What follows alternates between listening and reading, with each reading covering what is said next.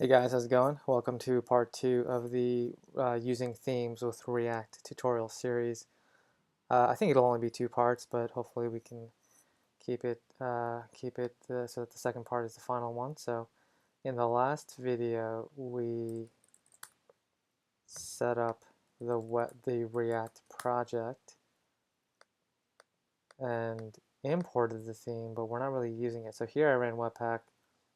Here's the server running, and here is the home page.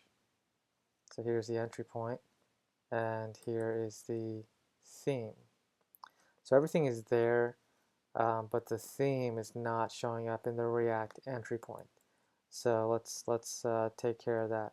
So first thing we want to do is import, go into your index.html, and then go to the theme, public /theme /index.html, and let's import the main assets, which is basically the head tag.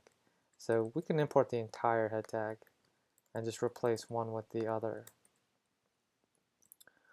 Okay, now here you have to change the file path reference here to put a slash in front of it, because otherwise it won't reference the right directory. So remember, the public directory is the default sort of assets directory in the project, which means we have to put a slash here to tell the server to find this folder in the public directory. That's how that works. So now if I reload the home page, it looks a little bit different because we are now using the CSS from the theme. Oh, this is shrunk down. There we go. This guy right here. So now let's import the other assets. If you scroll all the way down to the bottom, you'll see where it says scripts. We want to import that as well above the React code, like that. And same idea, you want to put a slash in front of each one of these so that it references the right file path. And if I reload, you're not going to see any visual difference because those are JavaScript files. But if I look at the source code, I should see this. And that's what we want to see. So now we have the assets of the theme being imported. We're going to remove the React root for now. So you're going to get nothing. And for now, we're just going to take the theme itself, starting from right here, line 341, going all the way up to line 16. So we're going to copy all the contents into the HJS, index.hjs, and just paste it in. Just copy and paste.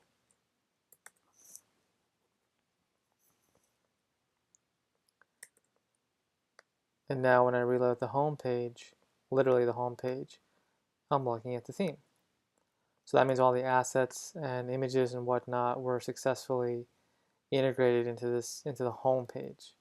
So our initial import was successful. So now the idea here, what we want to do now is I'm going to remove some of this placeholder stuff because this is going to break the React code. So let's go ahead and do that too. So all these commented out HTML. So what we have to do now is essentially reconfigure all this HTML to be compliant with React. Because as you probably know by now, the JSX that we use in React is not a one-to-one translation from HTML, unfortunately. So we have to do a lot of reconfiguring to make this sort of React ready. So we're going to do that right now. Going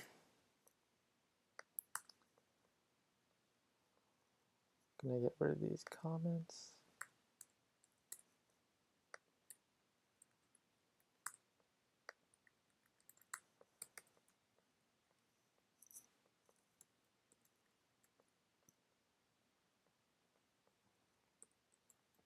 Okay, so far so good. You know, our process is moving along pretty well, but this is kind of where things get I'm not gonna say difficult, but this is where things can get annoying. The minutia here can be pretty annoying. What we want to do right now is take all of that React code that we just copied and pasted and cleaned up a little bit. Take all of that out of the index.js and put it inside the app.js. So why did I even make that first copy and paste? Just to see if everything worked, just to see if the initial rendering was successful. And it was. So now let's put it all in here, but this is going to break a million things, as you may already know from your own React studies, or if you've done any tutorials on this site. A lot of this HTML is not ready for React. So what we have to do is remove all of these class equals references, attributes, and replace them with class name. So I'm doing a find all and replace to get them all out of the way at once. And that's an easy replacement. Next thing we want to do is look for any tags that are left unclosed. So the most common ones are image tags.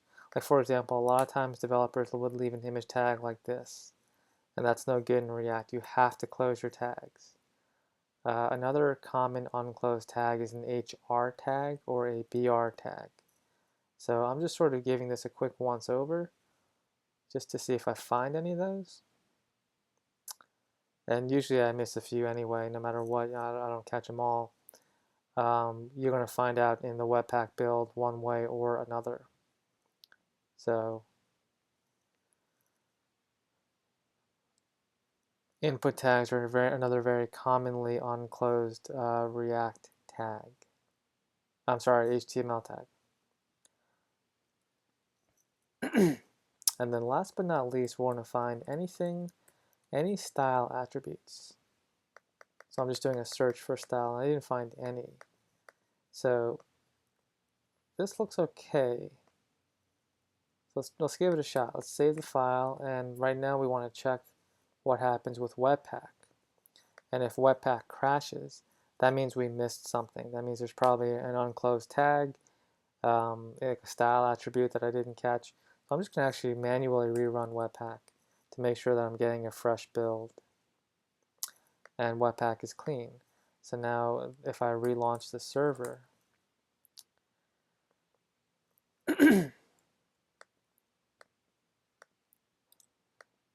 and I go back to my home page, excuse me, I have to restore the React root, excuse me, and rerun the entire thing as a React project.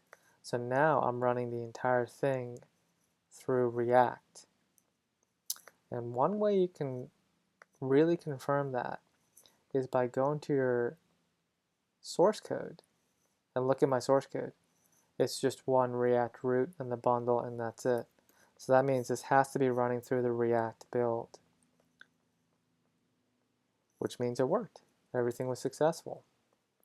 So now all that really confirms is that all of this HTML that we see here is React compliant, which is obviously important, but let's make it a little bit more React friendly.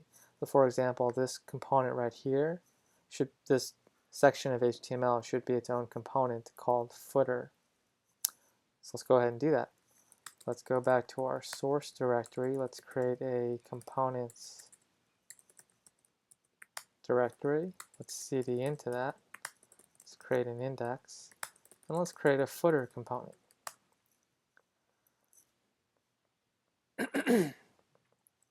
Open up the index. And export the footer component. And then open up the footer. And let's get this guy set up.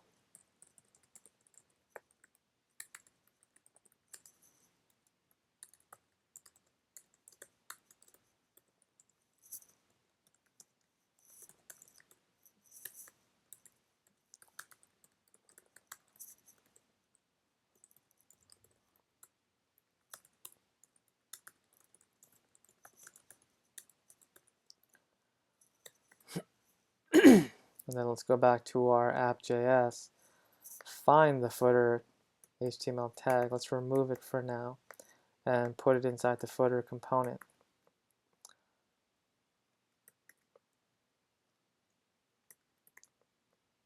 And then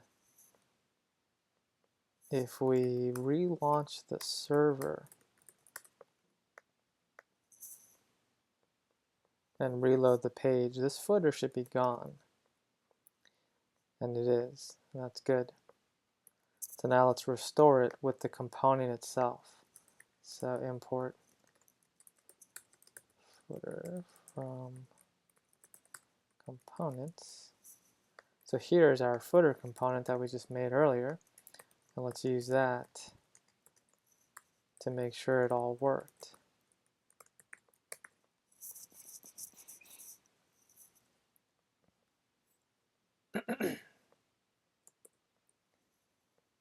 And there it is. And it's back to where it was before, except now we're using a React component called footer to render that from over here.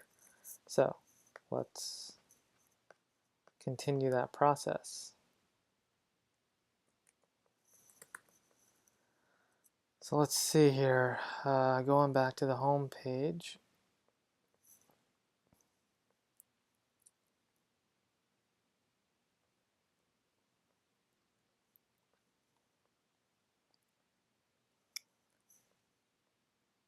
Okay, these sections right here, this one and this one and this one, they're basically the same thing with one minor visual configuration. So let's call this its own component called section. So we'll call this section. So let's go back to our components directory. Let's create a section component. Let's import it in the index so I don't forget.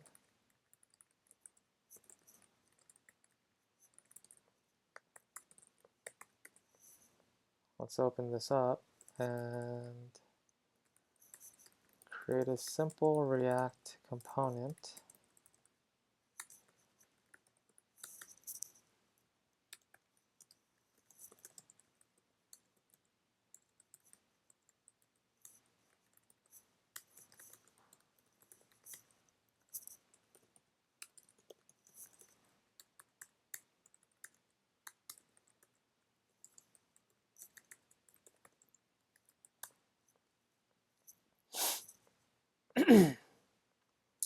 Okay, let's go back here and grab one of these sections. Let's grab the first one and use that right there.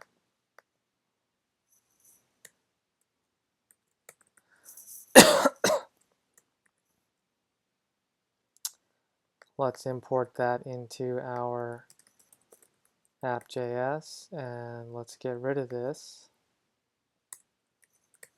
And for now, let's just render that to see what happens. Make sure your Webpack hasn't crashed. So this is the one we removed. So if we reload, here's the main section, and then we remove the first one. So this is what we want to see. This is the correct appearance. So let's restore that by adding section, by using our component.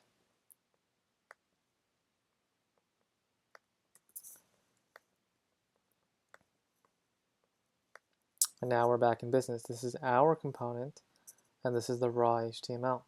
So the section, let's extend this a little bit more. We have the section basically has, for now, three main parts that we need to worry about: the title, the text, and the configuration.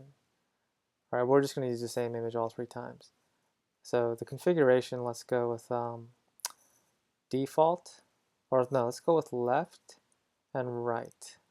Okay, so here, what we want to do is pass in a, let's think here. So the section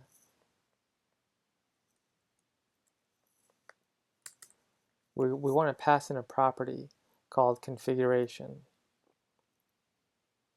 And let's call it layout. Let's call it layout. So const layout this props. And if we don't pass one in, let's default it to left.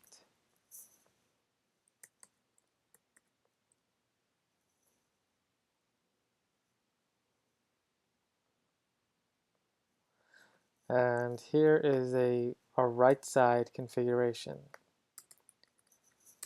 So if I compare the two, see, most of the code inside is pretty much the same. In fact, it's almost identical. Let's see here. Tempest. Okay.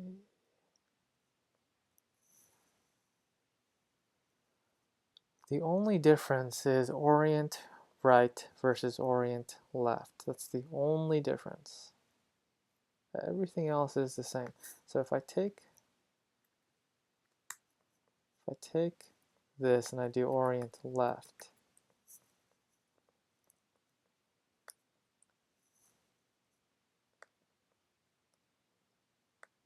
I should see this layout in reverse, and I do. Which actually doesn't look bad anyway, but okay. So that's the only change you got to make. So let's call this orient.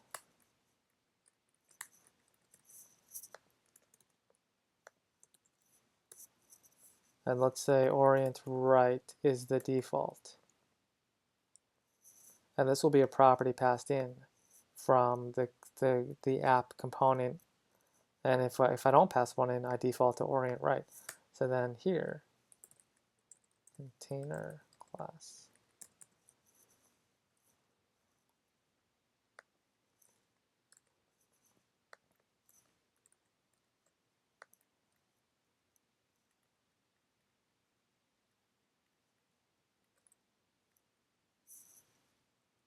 Oops, excuse me. I'm going to copy the container the class from the template and only change the orient.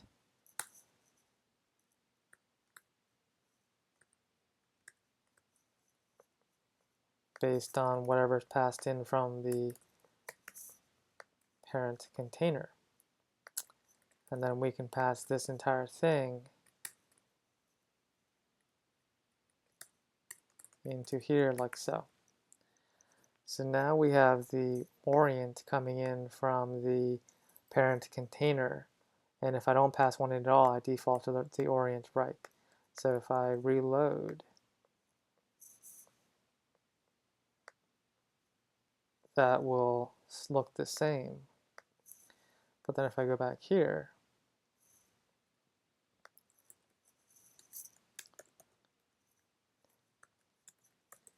I'm now switching it.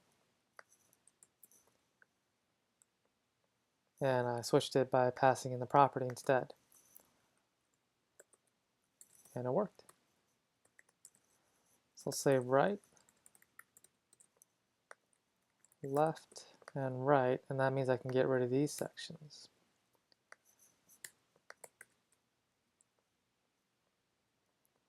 And I should see the same layout, right? Oh, it did not work, so let's see.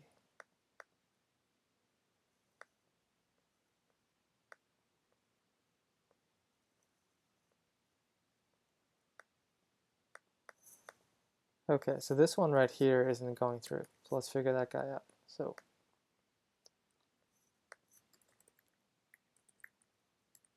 let's get rid of this ID as well.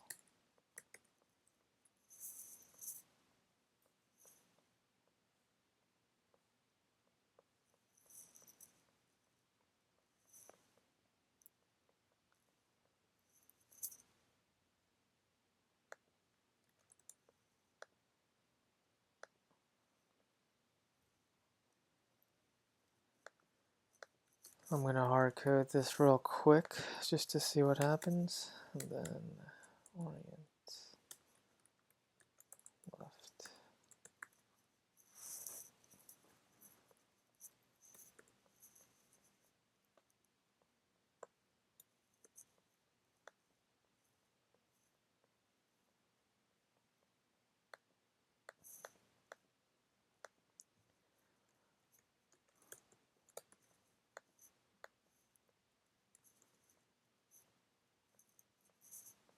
Okay, so the property is working. So here's what I forgot.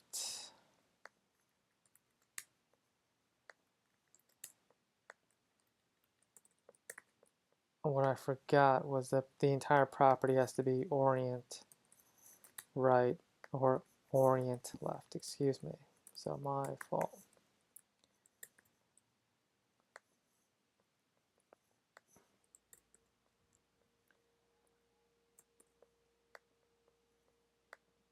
So now we're seeing the right layout, and the text should be the same all the way through. And that's good. So everything looks good from that standpoint. Let's do a few more things to this. Let's see here. It's best practice to render this component as what's called a stateless functional component, which basically means rendering the entire component from a function rather than a class. Not that this is bad, but it's just a little bit of overkill for what we want here. So I'm gonna tweak this a little bit.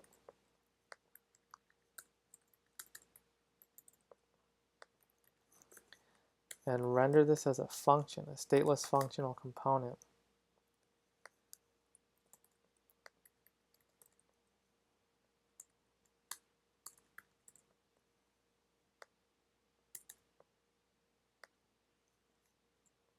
Which takes a props argument.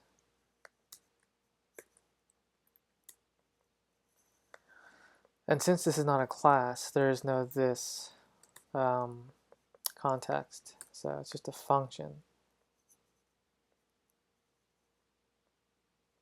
And this should result in the same thing. There should be no visual change here. This wasn't a terribly important adjustment. I just wanted to do it because this is a more best practice way of rendering your components that are pure view components. So this is better practice. Now let's get a title in here.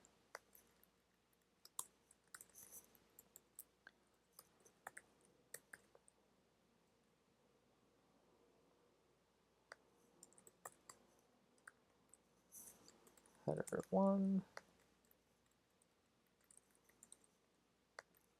header 2 and 3.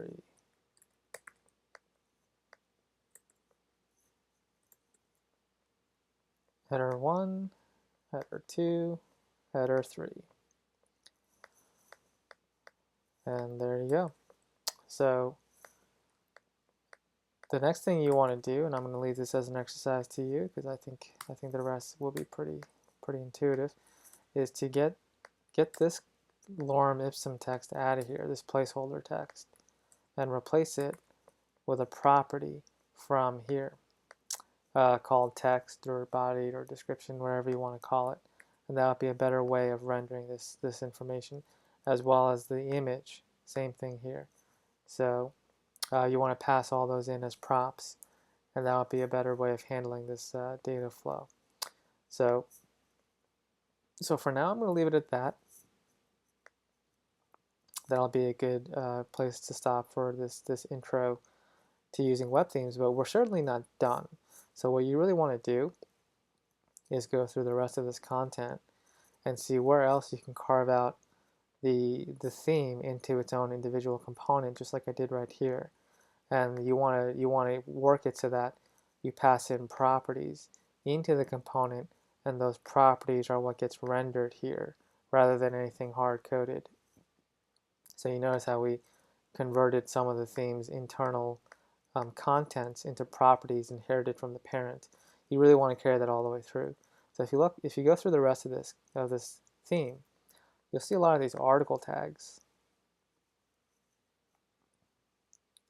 which are each one of these down here. Each one of these is an article tag. So clearly these should be its own component as well, with their own respective properties being passed in from the parent. So that's a good exercise to do next. And then if you keep scrolling down, you'll see some more down here. These little section tags. That's each one of these. So you want to come up with a name for each one of these as a component, and then render these as individual components with their own properties each one representing one of these, the title, the body, the icon, whatever you want to call it, and go all the way down to get down to here, the contact, and then the footer. And then when it's all said and done, the app.js should be reduced down to a few lines at most, maybe offhand I'm going to say maybe 30 lines at most. So a lot of this content has to go and be stripped out into their own components. And that's certainly a good exercise for you to do after watching this video. And then once you're done with that, you'll have a theme in your React project using a series of components that you can reuse on other pages and other components. So that's the idea behind that. So that'll be it for this tutorial. Thanks for watching. Let me know if you have any questions. Just to tell you what's coming up on the website, I'm going to put this on the site, obviously. And what I'm going to do is I'm going to have on each one of these tutorial pages, I'm going to add another section here called forum or Q&A or something like that, where you can log in here and then ask questions, and I'll answer whatever I can. Hopefully other people will chip in as well, and that'll be a good way to get your questions answered. So check back on the site for that, and I should have that up in the next couple days. So thanks for tuning in.